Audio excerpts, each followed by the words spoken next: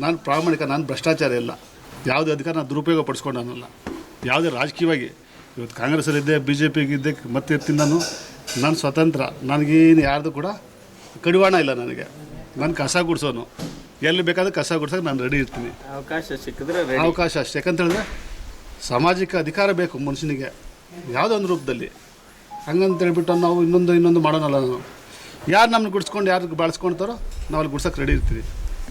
ಹುಸ್ಕೂರು ಮದ್ದೂರಮ್ಮ ದೇವಾಲಯದ ಅಧ್ಯಕ್ಷರು ಹಾಗೂ ಸಮಾಜ ಸೇವಕರಾದ ಹುಸ್ಕೂರು ಪಾಪಣ್ಣರವರ ಹುಟ್ಟುಹಬ್ಬದ ಅಂಗವಾಗಿ ನಾಗನಾಯಕನಹಳ್ಳಿ ಗ್ರಾಮದ ಬಳಿ ಇರುವ ನಮ್ಮ ಗೂಡು ನಿರಾಶ್ರಿತರ ಆಶ್ರಮದಲ್ಲಿ ಅನ್ನ ದಾಸೋಹ ವಿತರಣೆ ಮತ್ತು ಅತ್ತಿಬೆಲೆ ಪ್ರಾಥಮಿಕ ಆರೋಗ್ಯ ಕೇಂದ್ರದಲ್ಲಿರುವ ರೋಗಿಗಳಿಗೆ ಹಣ್ಣು ಹಂಪಲು ವಿತರಣೆ ಮಾಡಲಾಯಿತು.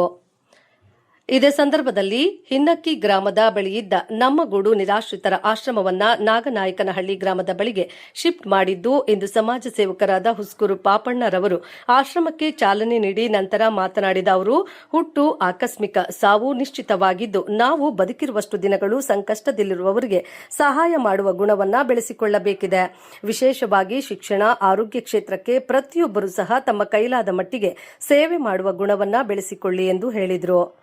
ಇನ್ನು ಅಧಿಕಾರದ ಹಿಂದೆ ಎಂದು ಹೋದವನು ನಾನಲ್ಲ, ಅವಕಾಶ ಸಿಕ್ಕರೆ ತಾಲೂಕಿನ ಜನರಿಗೆ ಇನ್ನಷ್ಟು ಸೇವೆ ಮಾಡಲು ನಾನು ಸಿದ್ಧನಿದ್ದೇನೆ ಎಂದು ಹೇಳಿದರು.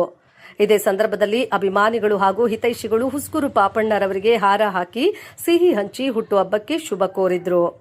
ಕಾರ್ಯಕ್ರಮದಲ್ಲಿ ಕರ್ನಾಟಕ ರಕ್ಷಣಾ ವೇದಿಕೆ ಪ್ರವೀಣ್ ಕುಮಾರ್ ಶೆಟ್ಟಿ ಬಣ, ಬೆಂಗಳೂರು ದಕ್ಷಿಣ ವಲಯದ ಅಧ್ಯಕ್ಷರಾದ ಅತ್ತಿಬೆಲೆ ಸಿಎಂಆರ್ ರವಿಕುಮಾರ್, ಯುವ ನಾಯಕರಾದ ಕಿತ್ತಗಾನಹಳ್ಳಿ ಹರಿಪ್ರಸಾದ್, ಅತ್ತಿಬೆಲೆ ಸಿ ಮುನಿರಾಜು, ರೆಹಮತ್, ತಿಪ್ಪಾರೆಡ್ಡಿ, ಕೃಷ್ಣಪ್ಪ, ಮುನಿಯಲ್ಲಪ್ಪ, ನಾಗರಾಜ್, ಮರಿಯಣ್ಣ, ವೈದಿಕ್ ಮಂಜುನಾಥ್ ಮೊದಲಾದವರು ಭಾಗವಹಿಸಿದ್ರು.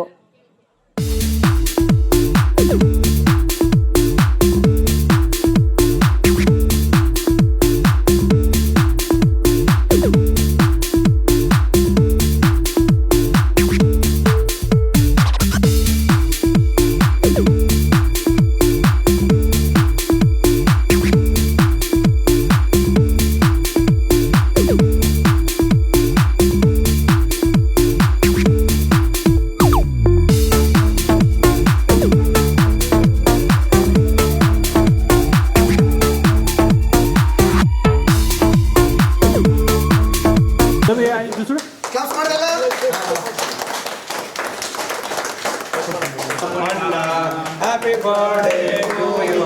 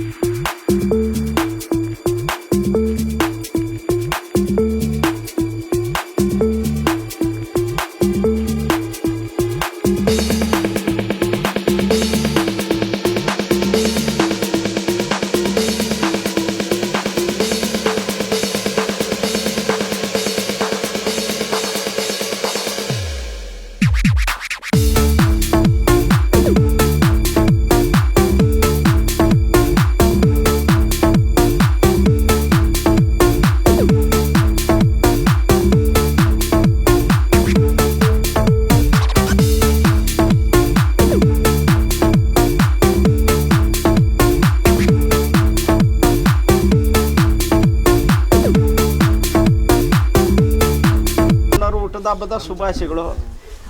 ನಮ್ಮ ತಾಲೂಕಲ್ಲಿ ಕಣ್ಣು ಕಾಣದಿರೋ ಜನಸೇವೆ ಮಾಡ್ಕೊಂಬತ್ತವನೆ. ನಮ್ಮ ತಾಲೂಕಲ್ಲಿ ಮುಂದೆ ಅವಕಾಶ ಸಿಕ್ಕಿದ್ರೆ ನಮ್ಮ ತಾಲೂಕಲ್ಲಿ ನಾಯಕರಾಗಲಿ ಅಂತ ನಮ್ಮೆಲ್ಲರ ಆಶೀರ್ವಾದ ಐತೆ ಅಷ್ಟೇ. ಏನೇ ದಿನ ನಮ್ಮ ಗುರುಗಳು ನಮ್ಮ ಪಾಪಣ್ಣವರ 49ನೇ ವರ್ಷ ಜನ್ಮ ದಿನಾಚರಣೆನ ಇಲ್ಲಿ ಆಚರಿಸ್ಬೇಕು ಅಂತ ಮಾಡಿದ್ದೀರಿ. ಆಮೇಲೆ ಅಯ್ಯಪ್ಪ ಫಸ್ಟೇ ಹೇಳಿದ್ರು, ಇಲ್ಲೇ ಬ್ಯಾನರ್ಸ್ ಆಗಲಿ ಏನು ಮಾಡಬಾರ್ದು, ಏನೇ ಕೆಲಸ ಮಾಡಿದ್ರೆ ಗೌರ್ಮೆಂಟ್ ಆಸ್ಪತ್ರೆಯಲ್ಲಿ ಏನಾದರೂ ಜನಗಳಿಗೇನೋ ಉಪಯೋಗ ಆಗೋದು ಕೆಲಸ ಮಾತ್ರ ಮಾಡಿದ್ರೆ ಏನೋ ಇದು ಮಾಡೋದು, ನೀವು ಯಾವುದೋ ಬೇರೆ ಥರ ಅದ್ದೂರಿಯಾಗಿ ಇದು ಮಾಡಿಸ್ಬಾರ್ದು ಅಂತ ಹೇಳಿದ್ದಕ್ಕೆ ಇಲ್ಲಿ ಸತತವಾಗಿ ಲಾಸ್ಟ್ ಟೈಮ್ ಬಂದಿದ್ದರು. ಅವ್ರು ಬಂದಾಗ ಹೇಳಿದ್ರು, ಯಾವುದೇ ಕಾರಣಕ್ಕೂ ನಾನೇ ಇದು ಕಟ್ಕೊಂಡು ಹೋಗ್ತೀನಿ ಬಾಡಿಗೆ ಅಂತ ಹೇಳಿದ್ರು. ಆ ಮಾತಂತೆ ವರ್ಷ ಪೂರ್ತಿ ಅವರೇ ಇದು ಮಾಡ್ಕೊಂಡು ಹೋಗಿದ್ದಾರೆ. ಇಂಥವ್ರಿಗೆ ನಮ್ಮ ಆನೇಕಲ್ ತಾಲೂಕು ಜನತೆ ನೋಡಬೇಕು. ಆಮೇಲೆ ಇವತ್ತು ಕಲಿಯೋದು ಜಾಸ್ತಿ ಇದೆ. ಏನೇ ಎಡಗೈಗೆ ಮಾಡಿದೆ ಬಲಗೈಗೆ ಗೊತ್ತಾಗಲ್ಲ. ಆಮೇಲೆ ಯಾವುದೇ ಒಂದು ಪ್ರಚಾರ ಪ್ರಿಯರಲ್ಲ ಇವರು. ಯಾವುದೇ ಪ್ರಚಾರ ಅಂದರೆ ದೂರ ಇರ್ತಾರೆ. ಯಾವುದೇ ಒಂದು ಬ್ಯಾನರ್ ಹಾಕ್ಸ್ಬಾರ್ದು ಅಂದ್ಬಿಟ್ಟು ಮನೆ ಹತ್ರ ಎಲ್ಲರೂ ಅವ್ರ ಹುಡುಗರನ್ನೆಲ್ಲ ಕರೆಸಿ ಹೇಳಿದ್ರು, ಯಾವುದೇ ಕಾರಣಕ್ಕೂ ಅದ್ರ ಬದಲು ಏನಾದರೂ ಸಮಾಜಮುಖಿ ಕೆಲಸ ಮಾಡೋಣ ಅಂತ ಹೋಗ್ಬಿಟ್ಟು ಎಲ್ಲ ಮಾಡಿಸ್ತಾ ಇದ್ದಾರೆ. ನೀವು ಆನೇಕಲ್ ತಾಲೂಕು ಜನಗಳು ಇದೆಲ್ಲ ನೋಡಿ ಆಮೇಲೆ ಈ ಥರ ಜನಗಳಲ್ಲಿ ಇನ್ಸ್ಪೈರ್ ಆಗಬೇಕು. ಈಗ ನಮ್ಮ ಪಾಪಣ್ಣವರು ದೇವಸ್ಥಾನದ ಕೆಲಸ ಇರ್ಬೋದು, ಅಭಿವೃದ್ಧಿ ಕೆಲಸಗಳಿರ್ಬೋದು. ಆಮೇಲೆ ಯಾವುದೇ ನಾವು ದೇವಸ್ಥಾನದಲ್ಲಿ ಅಂತ ಚಾಮುಂಡಿ ದೇವಸ್ಥಾನಕ್ಕೆ ಹೋದ್ರೇನು ಅಲ್ಲಿ ಟೈಮ್ಸ್ಗೆ ಮಾತ್ರನೇ ಊಟ. ಸೊ ಈಗ ಮಧುರಮ್ಮ ದೇವಸ್ಥಾನ ಅಧ್ಯಕ್ಷರಾಗಿದ್ದಾರೆ. ಇವರ ಒಂದು ಇದರಲ್ಲಿ ಅಲ್ಲಿ ದೇವಸ್ಥಾನದ ಸ್ವಚ್ಛತೆ ಇರ್ಬೋದು, ಊಟದಿರ್ಬೋದು, 24 ಗಂಟೆಗೂ ಊಟ ನಡೀತಾ ಇರುತ್ತೆ. ಆ ಒಂದು ಭಾಗ್ಯ ನಮ್ಮ ಆನೇಕಲ್ ತಾಲೂಕು ಜನಕ್ಕೆ ಸಿಕ್ಕಿದೆ. ಆ ಮಧುರಮ್ಮ ದೇವಿ ಅವ್ರಿಗೆ ದೇವರು ಆರೋಗ್ಯ ಐಶ್ವರ್ಯ ಕೊಟ್ಟು ಕಾಪಾಡಲಿ ಅಂತ ಕೇಳ್ಕೊತೇನೆ. ವಾಹಿನಿ ಎಲ್ಲರಿಗೂ ನಮಸ್ಕಾರಗಳು. ಇಂದು ನಮ್ಮ ನೆಚ್ಚಿನ ಸಹೋದರರು ಮತ್ತು ನಿಜವಾದ ಸಮಾಜಮುಖಿ ಮತ್ತು ಸಮಾಜ ಪರವಾದ ಮನಸ್ಸುಳ್ಳ ಮಾತೃದೇವಿ ಶ್ರೀ ಉಸ್ಕೂರು ಪಾಪಣ್ಣನವರ ಹುಟ್ಟುಹಬ್ಬ. ಇಂಥ ಶುಭ ದಿನದಲ್ಲಿ ಅರ್ಥಪೂರ್ಣ ಆಚರಿಸಬೇಕಂದ್ಬಿಟ್ಟು ಇವತ್ತು ನಮ್ಮಗೂಡ ನಿರೀಕ್ಷಿತರ ಕೇಂದ್ರದಲ್ಲಿ ಪಾಪಣ್ಣವರ ಹುಟ್ಟುಹಬ್ಬವನ್ನು ಸರಳವಾಗಿ ಆಚರಿಸ್ತಾ ಇದ್ದೇವೆ. ಯಾಕಂದರೆ ರವಿ ಹೇಳಿದಾಗೆ ಅವರು ಆಡಂಬರನ ಬಯಸೋದಿಲ್ಲ.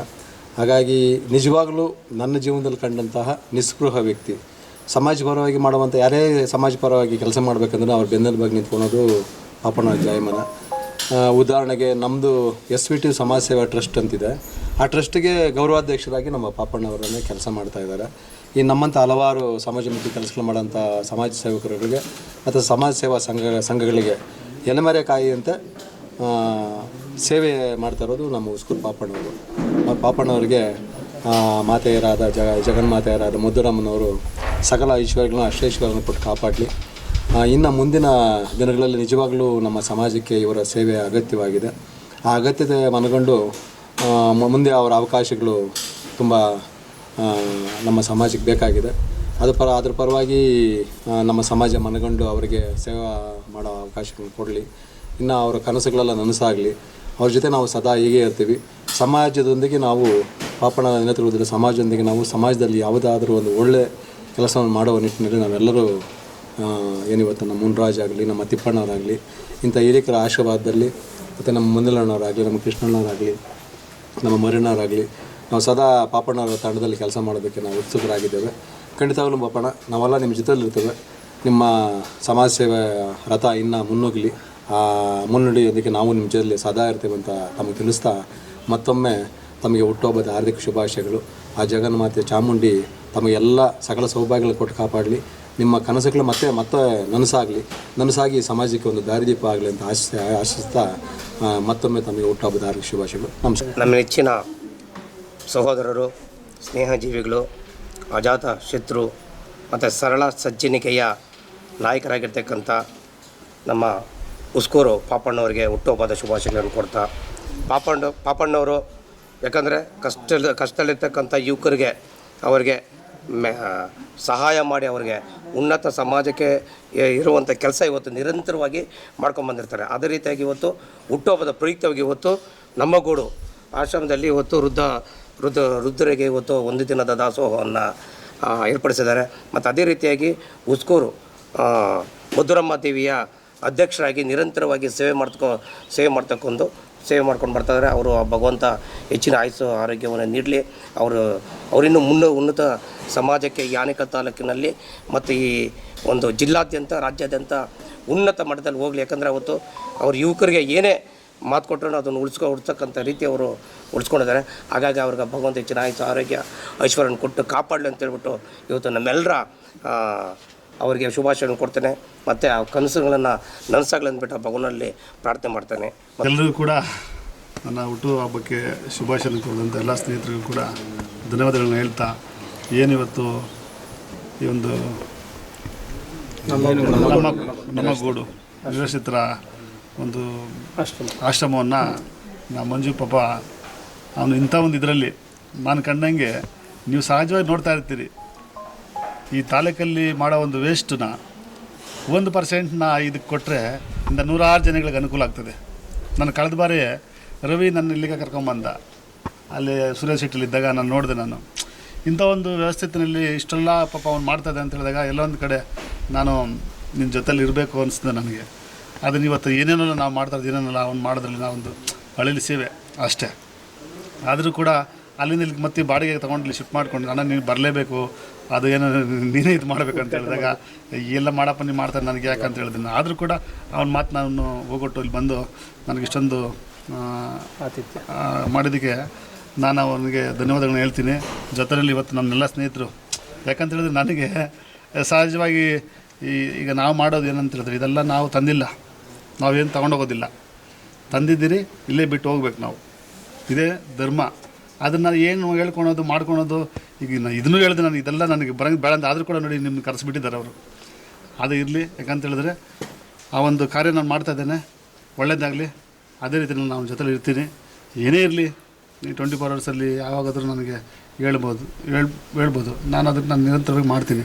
ಅದೇ ರೀತಿಯಲ್ಲಿ ಈ ಸಮಾಜ ಏನಾಗ್ತಾಯಿದೆ, ತಮ್ಮ ವಾಹಿನಿಗಳು ಇವತ್ತು ಈ ಸಮಾಜನ ತಿದ್ದೋ ಒಂದು ಕೆಲಸನ ಮಾಡಬೇಕು. ಏನಾಗ್ತಾಯಿದೆ ಇವತ್ತು ಅಂತ ಹೇಳಿದಾಗ ಯಾವುದಕ್ಕೂ ಒಂದು ಮಾರು ಹೋಗ್ಬಾರ್ದು. ನಾವು ನೈಜತೆನ ತಾವು ವಾಹಿನಿಯವರು ನೈಜತೆನ ಪ್ರದರ್ಶನ ಮಾಡಬೇಕು.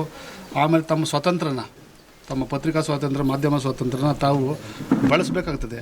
ಈ ಸಮಾಜನ ತಿದ್ದೋ ನಿಟ್ಟಿನಲ್ಲಿ ತಾವೆಲ್ಲರೂ ಕೂಡ ಮಾಡ್ತೀರಂತ ಬಯಸ್ತಾ. ಯಾಕಂತ ಹೇಳಿದ್ರೆ ಇವಾಗ ಯಾವುದು ಒಳ್ಳೆಯದು ಯಾವುದು ಕೆಟ್ಟದ್ದು ಜಡ್ಜ್ ಮಾಡೋಂಥ ಜನ, ಯಾಕಂದರೆ ನಿಮ್ಮ ಮೀಡಿಯಾ ನೋಡೇ ಜನಗಳಿಗೆ ಗೊತ್ತಾಗೋದು. ಅದರಿಂದ ಯಾಕಂದರೆ ನಾವೇನು ಅನ್ಯತಾ ಭಾವಿಸ್ಬೇಡಿ, ನಾನು ಯಾವ್ದು ಬೇರೆ ಉದ್ದೇಶ ಅನ್ನೋದಲ್ಲ. ಈಗ ಮಾಡೋದು ಮಾಡ್ತಿಲ್ಲ, ಒಳ್ಳೆಯ ಉದ್ದೇಶಕ್ಕೋಸ್ಕರ ಇವತ್ತೇನು ಬಾಬಾ ಸಾಹೇಬ್ ಅಂಬೇಡ್ಕರ್ ಹೇಳ್ದಂಗೆ ಶಿಕ್ಷಣಕ್ಕೆ ಒತ್ತವನ್ನು ಕೊಟ್ಟಾಗ ನಾವು ಈ ಸಮಾಜನ ಬದಲಾವಣೆ ಮಾಡ್ಬೋದು. ಮುಖ್ಯ ಉದ್ದೇಶ ಏನಪ್ಪ ಅಂದರೆ, ಮುಖ್ಯವಾಗಿ ಇವತ್ತಲ್ಲಿ ಬುದ್ಧ ವಿಹಾರದಲ್ಲಿ ಅಲ್ಲಿ ನಮ್ಮ ಸ್ನೇಹಿತರು ಒಂದು ಇದು ಮಾಡಿದ್ದಾರೆ, ಅಲ್ಲಿ ತ್ಯಾವಕನಹಳ್ಳಿ ಹತ್ರ. ಅಲ್ಲಿ ಹೇಳಿದಾಗ ಅವನು ಗೋವಿಂದರಾಜ್ ಅವರೆಲ್ಲ ಬಂದು ನಾನು ಇದು ಮಾಡ್ಕೊಂಡ್ರು. ಅಣ್ಣ ನಾವೇನೋ ಮಾಡಬೇಕು ನೋಡಪ್ಪ, ಏನಲ್ಲಿ ಮುಖ್ಯವಾಗಿ ಏನು ಮಕ್ಕಳಿಗೆ ಹೇಳ್ರಿ ಅಂತ ಹೇಳಿದಾಗ ಆ ಕಂಪ್ಯೂಟರ್ ಸೆಂಟ್ರನ್ನ ಮಾಡ್ಬೇಕಂತ ಹೇಳಿದ್ರು. ಸರಿ, ನಾನು ಕೂಡ ಒಂದು 5 ಕಂಪ್ಯೂಟರ್ನ ಕೊಡಿಸ್ತೀನಿ, ಮಕ್ಕಳಿಗೆ ಅಲ್ಲಿ ಟ್ರೈನಿಂಗ್ ಕೊಡಿ ಅಂತ ಹೇಳಿ ಬಂದೆ. ಆ ರೀತಿಯಲ್ಲಿ ಈ ತಾಲೂಕಿನಲ್ಲಿ ಯಾರೇ ಇರ್ಬೋದು, ವಿದ್ಯಾಭ್ಯಾಸಕ್ಕೋಸ್ಕರ ನಾವು ಮೊದಲ ಆದ್ಯತೆ. ಮತ್ತೊಂದು ಆರೋಗ್ಯದ ದೃಷ್ಟಿಯಿಂದ, ಯಾಕಂದರೆ ನಮ್ಮ ಹರೀಶ್ ಅವರು ಅಲ್ಲಿ ಏನಿವತ್ತು ನಮ್ಮದು ಸ್ಪರ್ಶ ನಾರಾಯಣದಲ್ಲಿ ಏನೆಲ್ಲ ಇದೆಯಲ್ಲಿ ಎಷ್ಟೋ ಜನ ನಾನು ಎಲ್ಲಿದ್ದೆ ಹಾಸ್ಪಿಟ್ಲ್ ಇದ್ದೀನಿ, ಯಾರು ಬಂದರು ಅವ್ರು ಯಾರು ಬಂದಿದ್ರು ಕಳಿಸ್ಕೊಟ್ಟಿದ್ದಾರೆ. ಯಾಕಂದರೆ ಇಷ್ಟೆಲ್ಲ ಸೇವೆಗಳು ಮಾಡ್ತಾ ಇರ್ತಾರೆ, ಆ ಒಳ್ಳೆಯದನ್ನು ಗುರುತಿಸ್ಬೇಕನ್ನೋದು ಅಷ್ಟೇ ನನ್ನ ಭಾವನೆ. ಎಲ್ಲರಿಗೂ ಕೂಡ ಸರ್, ರಾಜಕೀಯ ಪಾಪಣ್ಣವ್ರು ಮುಂದೆ ಬರಬೇಕು ಅಂತ ಸಾಕಷ್ಟು ಅಭಿಮಾನಿಗಳಿದ್ದಾರೆ. ನೆಕ್ಸ್ಟು 28ಕ್ಕೆ ಏನಾದರೂ ಮನ್ಸು ಮಾಡ್ತೀರಾ ಅಂತ ಸರ್? ನೋಡಿ, ನಾನು ಯಾವುದು ನನ್ನ ಜೀವನದಲ್ಲಿ ನಾನು ಯಾವುದನ್ನು ಬಯಸಿಲ್ಲ. ಭಗವಂತ ಕೊಟ್ಟಿರೋದನ್ನ ನಾನು ಸ್ವೀಕಾರ ಮಾಡಿದ್ದೀನಿ. ಆಮೇಲೆ ನಾನು ಯಾವುದರಿಂದ ಹೋಗೋನಲ್ಲ. ಇವತ್ತರೆಗೂ 25 ವರ್ಷದಿಂದ ಕೂಡ ನಾನು 3 ವರ್ಷ ಬಿಟ್ಟರೆ 22 ವರ್ಷದಿಂದ ಭಗವಂತ ನನಗೆ ಅಧಿಕಾರ ಕೊಟ್ಟೇ ಇದ್ದಾನೆ. ನಾನು ನನ್ನ ಸೇವೆ ನಾನು ಪ್ರಾಮಾಣಿಕವಾಗಿ, ನಾನು ಯಾವುದೇ ಒಂದು ಕಸ ಗುಡಿಸೋ ಕೆಲಸ ಕೊಟ್ಟರು ಕೂಡ ನಾನು ಪ್ರಾಮಾಣಿಕವಾಗಿ ಮಾಡೋನು ಅಷ್ಟೇ. ನನ್ನ ಆ ಕಸ ಗುಡಿಸೋ ಕೆಲಸ ಯಾರು ಕೊಟ್ಟರು ನಾನು ರೆಡಿ ಇದ್ದೀನಿ. 28 ಕೊಟ್ಟರೂ ರೆಡಿ ಆಗಿರ್ತಾನೆ. ಏನು ಈಗ ನೋಡಿ, ಭಗವಂತ ನಮ್ಗೆ ಯಾವುದಕ್ಕೂ ಕೊರತೆ ಕೊಟ್ಟಿಲ್ಲ, ಎಲ್ಲ ಕೊಟ್ಟಿದ್ದಾನೆ. ನಾನು ಪ್ರಾಮಾಣಿಕ, ನಾನು ಭ್ರಷ್ಟಾಚಾರ ಇಲ್ಲ, ಯಾವುದೇ ಅಧಿಕಾರ ನಾನು ದುರುಪಯೋಗ ಪಡಿಸ್ಕೊಂಡನಲ್ಲ. ಯಾವುದೇ ರಾಜಕೀಯವಾಗಿ ಇವತ್ತು ಕಾಂಗ್ರೆಸ್ಸಲ್ಲಿದ್ದೆ, BJPಗಿದ್ದೆ, ಮತ್ತೆ ಇರ್ತೀನಿ. ನಾನು ಸ್ವತಂತ್ರ, ನನಗೇನು ಯಾರ್ದು ಕೂಡ ಕಡಿವಾಣ ಇಲ್ಲ. ನಾನು ಕಸ ಗುಡಿಸೋನು, ಎಲ್ಲಿ ಬೇಕಾದ್ರೆ ಕಸ ಗುಡ್ಸೋಕೆ ನಾನು ರೆಡಿ ಇರ್ತೀನಿ. ಅವಕಾಶ ಸಿಕ್ಕಿದ್ರೆ ಅವಕಾಶ ಅಷ್ಟೇ. ಯಾಕಂತ ಹೇಳಿದ್ರೆ ಸಾಮಾಜಿಕ ಅಧಿಕಾರ ಬೇಕು ಮನುಷ್ಯನಿಗೆ, ಯಾವುದೋ ಒಂದು ರೂಪದಲ್ಲಿ. ಹಂಗಂತ ಹೇಳ್ಬಿಟ್ಟು ನಾವು ಇನ್ನೊಂದು ಮಾಡೋಣಲ್ಲ. ನಾವು ಯಾರು ನಮ್ಮನ್ನು ಗುಡಿಸ್ಕೊಂಡು ಯಾರು ಬಳಸ್ಕೊಳ್ತಾರೋ ನಾವು ಅಲ್ಲಿ ಗುಡ್ಸೋಕೆ ರೆಡಿ ಇರ್ತೀವಿ.